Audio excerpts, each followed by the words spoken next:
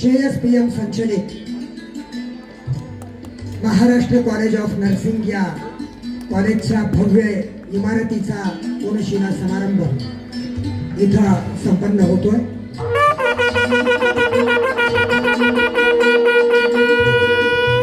कोनशिलेचं अनावरण मुख्य मंचाच्या उजव्या बाजूस महाराष्ट्राचे सार्वजनिक बांधकाम मंत्री तथा लातूर जिल्ह्याचे पालकमंत्री आदरणीय श्रीमान छत्रपती शिवेंद्रसिंह राजे भोसले साहेब यांच्या शुभ हस्ते संपन्न होतोय। काळे साहेब, लातूर ग्रामीणचे भाजपाचे जिल्हाध्यक्ष श्री दिलीपजी देशमुख साहेब, नगरसेविका रागिनीताई यादव मॅडम, ॲडव्होकेट काथवटे सर आणि सन्माननीय सौभाग्यवती प्रतिभाताई पाटील कवेकर मॅडम, सन्माननीय अजित सिंहजी पाटील कवेकर साहेब, सन्माननीय आदितीताई पाटील कवेकर मॅडम, सन्माननीय रणजितभैया पाटील कवेकर या सर्व कवेकर परिवाराच्या वतीनं महाराजांचा सत्कार या ठिकाणी संपन्न झाला।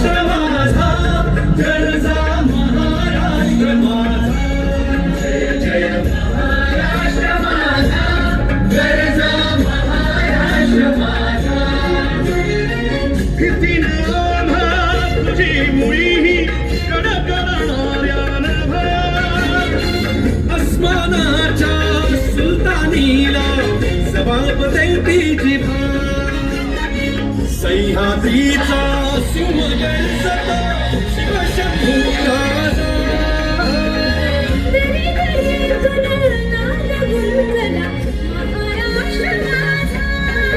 जय महाराष्ट्र माझा, जय महाराष्ट्र माझा।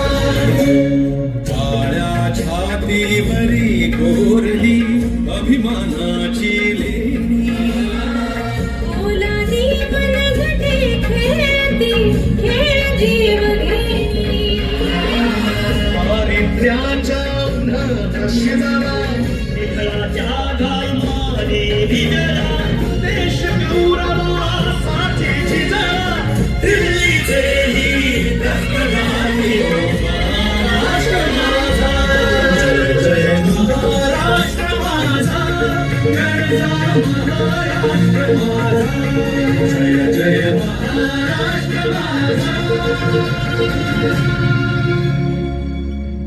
सर्वांचं प्रेम आहे। कालपासून आता मी लातूरमध्ये मी आलो, एवढं मोठं जंगी आणि एवढं उत्साहामध्ये आपण स्वागत केलं। हे मी काल पण सांगितलं आणि आज पण सांगतो की इकडं आल्यानंतर पाटील साहेब थोडं असं वाटतं की हे पश्चिम महाराष्ट्रापेक्षा मराठवाडा छत्रपतींवर जास्त श्रद्धा आणि प्रेम करतो असं म्हटलं तरी काय चुकीचं होणार नाही। पश्चिम महाराष्ट्रात तर छत्रपतींचा राजधानी वगैरे सगळं तिकडं आहे। आता सातारा ही शाहू महाराजांनी राजधानी केली मराठ्यांची, रायगड होती, कोल्हापूरची धाकटी गादी ज्याला आपण म्हणतो ती तिकडे आहे राजाराम महाराजांची, असे अनेक आहेत। पण नक्कीच इकडं आल्यानंतर कारण फार काही येणं नव्हतं, भाऊसाहेब महाराजांचं म्हणजे माझे वडील कैलासवासी अभयसिंह राजांचा उल्लेख पाटील साहेबांनी केला, त्यांचं येणं होतं। पाटील साहेबांनी त्यांच्याबरोबर काम केलं महाराजांबरोबर, त्यामुळं नक्कीच त्यांची ती ओळख ती प्रेम हे आमच्या कुटुंबावर कायम आहे। पण इकडं माझं फार काही येणं नव्हतं कधी। मी पूर्वी कॉलेजला असताना फक्त 1-2 वेळेला लातूरला आलो होतो, पण ते पण कॉलेजमध्ये असताना, त्यामुळे असं काही राजकीय फार काही इकडं विषय माझे कधी नव्हते। पण आज एका वेगळ्या याच्यामध्ये एक वेगळ्या जबाबदारीमध्ये मी इथं आलोय आणि मला ह्याची कल्पना आहे की जबाबदारी आज मी ज्या घराण्यातनं येतो, ज्या कुटुंबातनं येतो, ज्या छत्रपतींच्या घराण्याचा वारसा आज मला लाभलेला आहे, आज त्यामुळं आपल्या अपेक्षा नक्कीच माझ्याकडनं आहे की काही चांगलं या ठिकाणी पालकमंत्री म्हणून माझ्या माध्यमातून झालं पाहिजे। आणि नक्की त्या सगळ्यांना बरोबर घेऊन मी आणि आपल्या जिल्ह्यातील सर्व लोकप्रतिनिधींना बरोबर घेऊन चांगल्या पद्धतीनं काम करण्याचा प्रयत्न नक्की करीन, प्रामाणिकपणे प्रयत्न करीन हे सांगू इच्छितो. आणि सगळ्यात महत्त्वाचं इथं येऊन प्रयत्न करीन. तेव्हा आपण असं समजू नका की मी साताऱ्यामध्ये राहून इथल्या बैठका करीन, असं नाही. तर मला इथलं आता पालकमंत्री पद आहे, त्यामुळे मी इथं येणार, आपल्याबरोबर असणार, आपल्या सुखदुःखामध्ये सहभागी होण्याचं काम आपला एक बंधू म्हणून, आपला एक सहकारी म्हणून मी 100% करणार, हे आपण सगळ्यांनी लक्षात ठेवा. त्यामुळे नक्कीच ते नातं आपल्यातलं जे आहे ते वाढवण्याच्या दृष्टीनं, दृढ करण्याच्या दृष्टीनं माझा प्रयत्न कायम चालू राहील, एवढं आपल्याला सांगतो.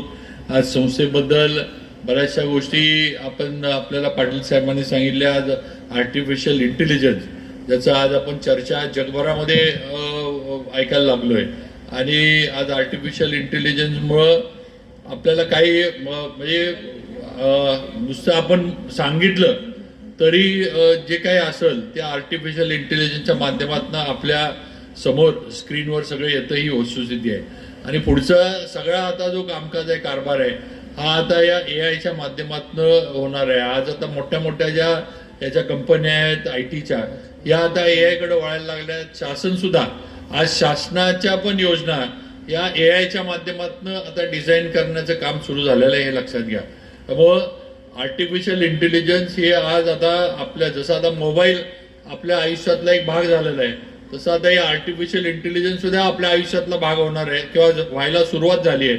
हे आम्ही सगळ्यांनी लक्षात घेतलं पाहिजे. त्यामुळे आपल्या मुला मुलींना याचा अभ्यास, याचं जे काही माहिती आहे, जे काही याचं असणारं जे काही तंत्रज्ञान आहे, त्या सगळ्याची माहिती झाली पाहिजे. आणि त्याचा आज कोर्स आपल्या कॉलेजमध्ये इथं पाटील साहेबांच्या आणि सर्वांच्या माध्यमातून सुरू झालाय. ही एक अतिशय अभिमानाची गोष्ट आहे असं मला तरी वाटतं.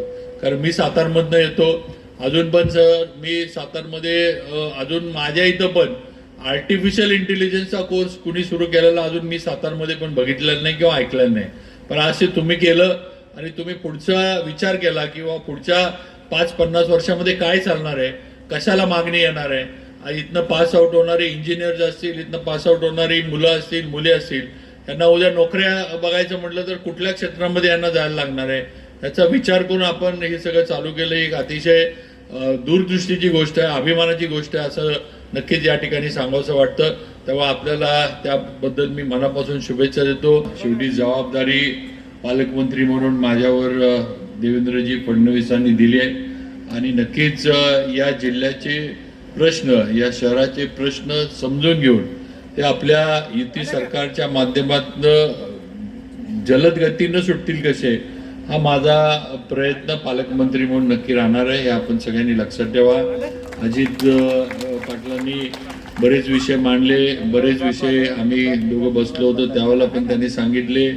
पाण्याचा प्रश्न असेल, सिव्हिल हॉस्पिटलचा विषय असेल, आपल्या स्पोर्ट्स कॉम्प्लेक्सचा विषय असेल, इतर स्वच्छतेचा विषय शहरातला, असे अनेक विषय जे दैनंदिन जीवनाशी आपल्या संबंधित आहेत, असे अनेक विषय त्यांनी मला सांगितले की ह्याच्यामध्ये आपल्याला लक्ष घालायला लागणार आहे. लोकांच्या अपेक्षा आपल्याकडनं वाढल्यात, लोकांची आपल्याकडनं. आणि तसं पाहिलं तर लातूर जिल्हा हा आता भाजपचा जिल्हा आहे असं म्हटलं तरी काय चुकीचं होणार नाही. कारण आज मला वाटतं 6 पैकी 5 आमदार भाजपचे आज या जिल्ह्यामध्ये इथल्या लातूरच्या जनतेनं, मतदार बंधू भगिनींनी निवडून दिलेत. त्यामुळे नक्कीच आमची सुद्धा मंत्री म्हणून काम करताना आता सर्वांची जबाबदारी आहे की लोकांच्या अपेक्षा या पूर्ण करणं आणि शासनाच्या योजना, शासनाच्या माध्यमातून निधी मोठ्या प्रमाणावर आपल्या लातूर जिल्ह्यामध्ये आणता कसा येईल हा प्रयत्न नक्की पालकमंत्री म्हणून माझ्याकडनं करता येईल तेवढा मी करणार आहे. काही विषय माझ्या सार्वजनिक बांधकाम विभागाकडचे पण आहेत. आपल्या सिव्हिल हॉस्पिटलचा विषय हा तसा बऱ्यापैकी सुटलाय, पण सार्वजनिक बांधकाम विभागाकडेच थोडा अडकलाय. कारण जो निधी द्यायचा आहे तो सार्वजनिक बांधकाम विभागाकडनंच येणार आहे आणि तसं होईल तर निधी हा अत्यल्प आहे. म्हणजे 3 कोटी रुपये सरकारला काहीच नाही आहे. तो निधी न आल्यामुळं हे पण त्याचं पण आढावा मी घेतला. या संदर्भात नक्कीच लवकरात लवकर निर्णय घेऊन आपलं सिव्हिल हॉस्पिटल होण्याबद्दलची जी आपली सगळ्यांची अपेक्षा आहे, जी एक सगळ्यांची इच्छा आहे, ती लवकरात लवकर आपण शासनाच्या माध्यमातून पूर्ण करू.